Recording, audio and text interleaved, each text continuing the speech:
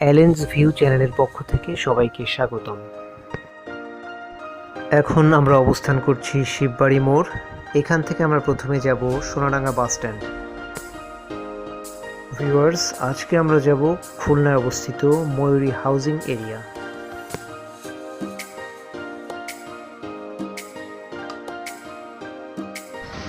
চলে আসলাম Sonadanga bus stand. হাতের বাম দিকে রয়েছে নতুন রাস্তার মোড়ে যাবার যে রাস্তাটি সেটি, এবং হাতের ডান দিকে রয়েছে গল্লামারি মোড়ে যাবার রাস্তা। ক্ষতবিক্ষত যে রাস্তাটি দেখতে পাচ্ছেন সোনাডাঙ্গা বাস স্ট্যান্ডের ঠিক পাশেই এটি। এই রাস্তাটা দিয়েই ময়ূরী আবাসিক প্রকল্পে যাবার সবচেয়ে সহজ এবং কাছের রাস্তা, তবে আমরা সেটি দিয়ে যাব না।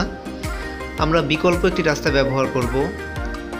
22 তলার সামনে যে বিল্ডিংটি দেখতে পাচ্ছেন, এই বিল্ডিংটির কিছুটা আগে ডান দিকে একটি রোড আছে, আমরা সেই রোডটা ব্যবহার করব।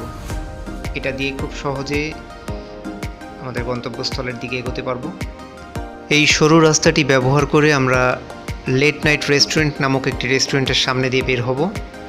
তারপর আমরা এই ক্ষতবিক্ষত রাস্তা দিয়েই সামনের দিকে এগোবো। সামনে ময়ূরী নামক একটি ছোট্ট নদী রয়েছে, যার উপর দিয়ে এই ছোট্ট ব্রিজটি দেখতে পাচ্ছেন, যার নাম ময়ূরী ব্রিজ।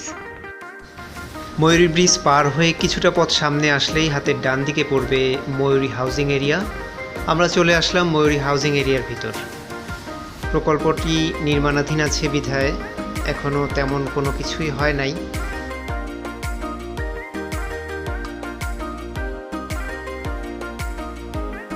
(87.715 একর জমির উপর প্রকল্পটি নির্মাণাধীন রয়েছে। খুব স্বল্প সময়ের ভিতর প্রকল্পটির চারিদিক একবার ঘুরিয়ে দেখাচ্ছি।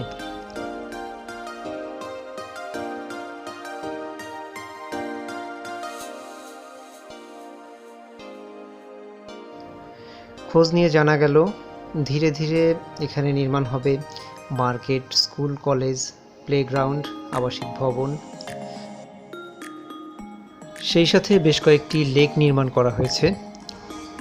এই ময়ূরী প্রকল্পের সম্পূর্ণ এলাকা বর্তমানে সর্বসাধারণের জন্য উন্মুক্ত আছে। সময় সুযোগ পেলে যে কেউ চলে আসতে পারেন সুন্দর এই জায়গাটি দেখতে। এক কথায় একটি আধুনিক নগর গঠন করতে যা যা লাগে সব কিছুর ব্যবস্থা এখানে করার পরিকল্পনা রয়েছে। বর্তমানে এখানে ছোটোখাটো একটি পার্ক রয়েছে, যার নির্মাণ কাজ শেষ পর্যায়ে। করোনা মহামারীর কারণে বর্তমানে সারা দেশে লকডাউন রয়েছে, যার জন্যই অনেকের মন চাইলেও কোথাও বেড়াতে যেতে পারছেন না। আবার এসব প্রকল্পের মতো অনেক কিছুর কাজও সম্পন্ন হচ্ছে না। যাই হোক, আশা রাখি সব কিছুই আগের মতো সুন্দর হয়ে উঠবে। সবাই আগের দিনগুলোর মতো যেখানে খুশি সেখানে যেতে পারবো।